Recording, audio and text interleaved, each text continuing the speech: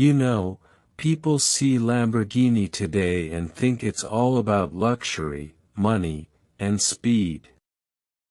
But not many know the real story behind it.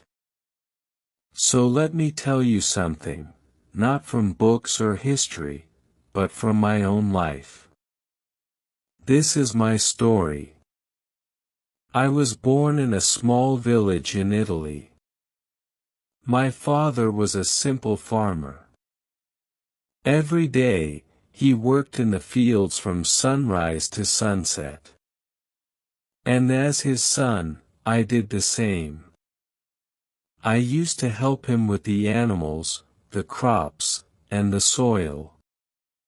It was a hard life, but it was honest. But even back then, I was a little different. While my father cared about the land, I cared more about the machines. I still remember, one day our tractor broke down. My father was angry because it meant losing work. But I was excited, because I got to open the engine and look inside. He shouted, "What are you doing, Ferruccio?" And I smiled and said, "Just looking, Papa." From that day, I knew I loved machines more than farming. After I finished school, I told my father, I want to study engines. I want to build machines. He looked at me like I was talking crazy. In our village, boys became farmers. That's it. No one left to study machines. But I was stubborn. I packed my bag and went to a technical school in Bologna. There, I learned everything I could about mechanics. I wasn't the smartest boy in class, but I was the most curious. I wanted to understand how every part of an engine worked, why it moved, how it worked, and how it could be better. And just when I started dreaming big, World War II broke out. I was sent to the army.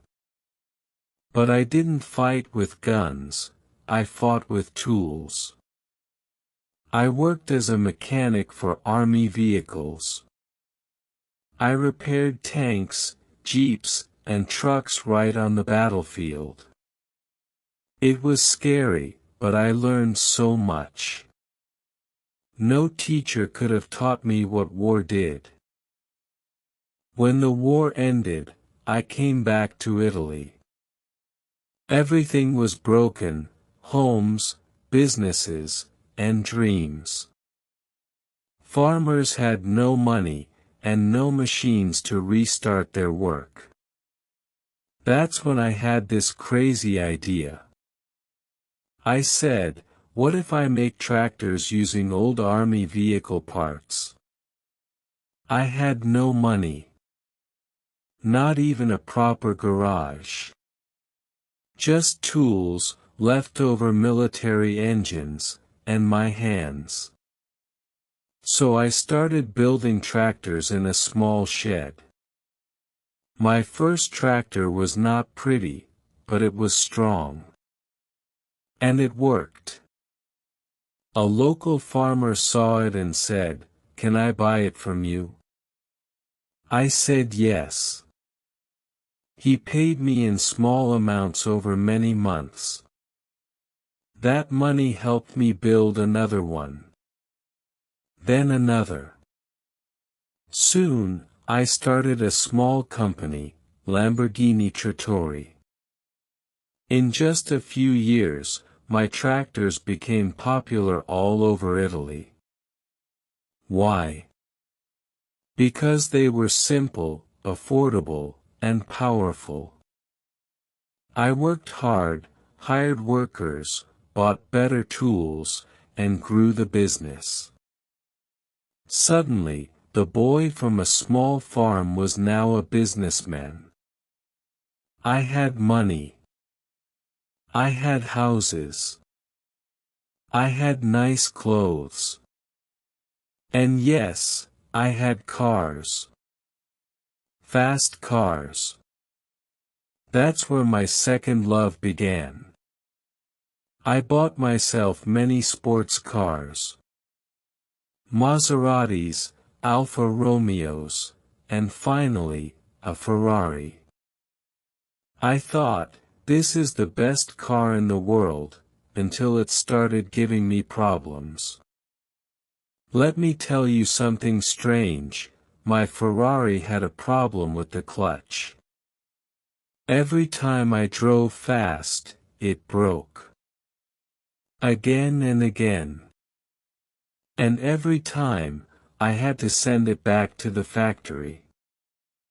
I got so tired of it. One day I thought, why not open it myself and see what's wrong? So I did. And you know what I found? The clutch in my Ferrari was almost the same as the one I used in my tractors. I laughed out loud. A luxury car using the same part as a tractor. I replaced it with one of my own parts, and it worked better. Then I thought, maybe I should tell Mr. Ferrari. I went to meet Enzo Ferrari himself. I told him politely, your car is beautiful, but the clutch could be better. He looked at me, not with respect, but with pride and ego. He said, you build tractors. You don't understand sports cars. Leave the cars to people like me. That moment. I'll never forget it. It burned inside me like fire. I walked out of that meeting, looked at the sky, and said to myself, all right, Mr. Ferrari. If you think I'm just a tractor man, I'll show you what this tractor man can do. That was the day Lamborghini cars were born. So, after Ferrari insulted me, I couldn't sleep. His words were stuck in my head, you are a tractor maker. I thought to myself, yes, I am. But who says a tractor maker can't build a better car than Ferrari? I had the money. I had the experience. And most importantly, I had the fire in my heart. So, I sat down with a pencil and paper and said, let's build a supercar.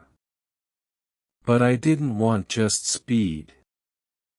I wanted comfort, smoothness, power, and beauty, all in one. I wanted the driver to feel like he was flying, not just racing. I didn't want a car for rich men to show off. I wanted a car for real drivers. A car that felt alive. I hired the best engineers I could find, many of them had worked for Ferrari before. I told them, I don't want to copy Ferrari. I want to beat Ferrari. We worked day and night. For months, there was no sleep. Just ideas, metal, welding, testing, and fixing. Then finally, in 1964, we finished our first car, the Lamborghini 350 GT. I still remember the first time I sat inside it. It was beautiful. It was fast. It was strong. But above all, it was smooth. You could go 150 miles per hour and still feel like you were sitting on your sofa. When we took it to car shows, people couldn't believe it. They asked, "Who made this?" And I stood up proudly and said, "Ferruccio Lamborghini." They laughed at first, the tractor guy. But when they drove it, their smiles disappeared. They were shocked. The car spoke for itself. After that, everything changed. Orders started coming in from rich people, celebrities, car lovers, even people who owned Ferraris. They wanted a Lamborghini now. Ferrari didn't say anything. But I knew he saw me. He saw what I built. And I didn't stop there. I said, if they think 350 GT was good, wait until they see the next one. Then came the Lamborghini Miura, a car that broke all the rules. It had the engine in the back. It was wide, low, and looked like something from the future. When we launched it, the whole world stopped. They said, "This is not just a car. This is art." And do you know something funny? That's when the same people who once called me a tractor man, now called me a genius. People often ask me, why is the Lamborghini logo a bull? I tell them, it's simple, I was born under the zodiac sign Taurus. That's the bull. And I liked bulls, strong, fearless, proud. But also, I wanted to show something else. Ferrari's logo is a horse, right? So I chose a bull to stand in front of it. To challenge it. To say, I am not behind you. I'm coming straight at you. And that's what Lamborghini became, a symbol of boldness, power, and passion. In just a few years, Lamborghini became one of the top sports car makers in the world. People who once ignored me now wanted to work with me. Magazines wrote about me. I became rich, more than ever before. But let me tell you something honestly. Success also brings problems. Pressure. Stress. Expectations. Every new car had to be better than the last. One small mistake, and everyone would start comparing me again to Ferrari. And on top of that, my tractor business started having trouble. There were strikes, political problems, and the economy went down. Running both businesses, tractors and cars, became too much. There came a point when I had to make a hard choice. I was tired. Not physically, but mentally and emotionally. I had spent my whole life building things with my hands. Now, all I did was sit in meetings and look at numbers. I wasn't happy anymore. So, I did something people didn't expect. In the early 1970s, I sold my shares. First, in the tractor business. Then later, in the car business too. Yes. I left Lamborghini. It wasn't easy. But I had to do it, for my peace. People said, how can you leave your own name?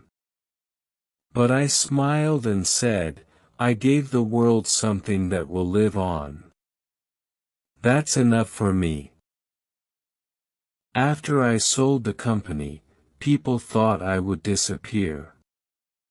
Some said, now he's finished. He's just an old man with memories. But I didn't feel that way. I was not sad. I was free. You know, when you spend years building something, and it finally stands on its own, there's a peace that comes with letting go.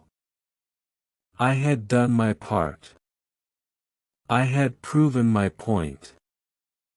I had shown the world that even a farmer's son, a so-called tractor man, could shake up the world of sports cars. So, I moved to the countryside. Bought a quiet villa near Perugia. And I did what I hadn't done in years, I relaxed. I planted grapes. Yes, grapes. I started making wine. People laughed, now he's gone from tractors to cars to wine. But I was happy. I was living a simple life again, just like when I was young, but this time, on my terms. Even though I had stepped away, my name was still roaring on roads all around the world. The company went through many changes. Different owners came and went. But the brand, the bull, stayed strong. More models came out, Countach, Diablo, Murcielago, Aventador, Huracan. Cars that made people stop and stare. Every time I saw one on the road, I smiled quietly. I didn't say, that's my company. But in my heart, I whispered, that's my dream. The company was no longer mine, but the spirit, the passion, the idea, that was still me. And it made me proud. Let me tell you something important, not as a car maker, but as a man. I didn't build Lamborghini just because I wanted to beat Ferrari. I built it because someone said I couldn't. That one sentence, stick to making tractors, lit a fire in me. Sometimes in life, that's all it takes. Just one push, one insult, one moment, and it changes everything. But here's what matters more than anything else. I didn't fight with hate. I fought with work. I didn't argue. I didn't try to prove my words were better. I proved my hands were better. That's the lesson. If someone tells you, you can't, don't get angry. Don't talk too much. Just go and do it.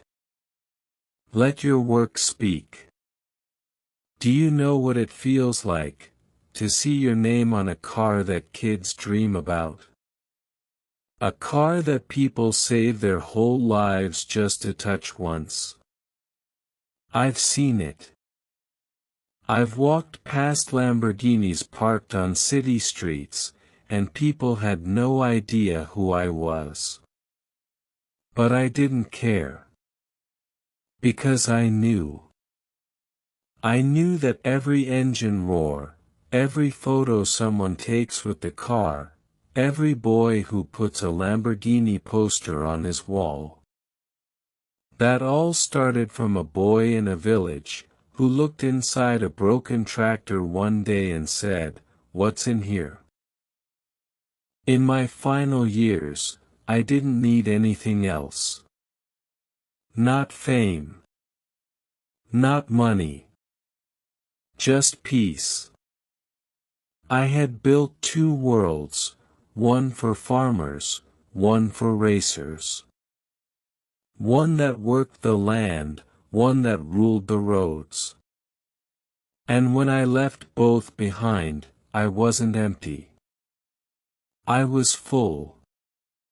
Because I had lived with passion. And if I can tell you just one thing, one final thing from my heart, it's this. Build your life with your hands. Drive your dreams like a fast car. And never let anyone tell you what you can or cannot be. That's my story. Not from books. Not from newspapers. But straight from me to you. Now you know, behind every roaring Lamborghini, behind every shiny badge, there was once just a farmer's boy with a tool in his hand, and a dream in his head. And if I could do it, maybe you can too.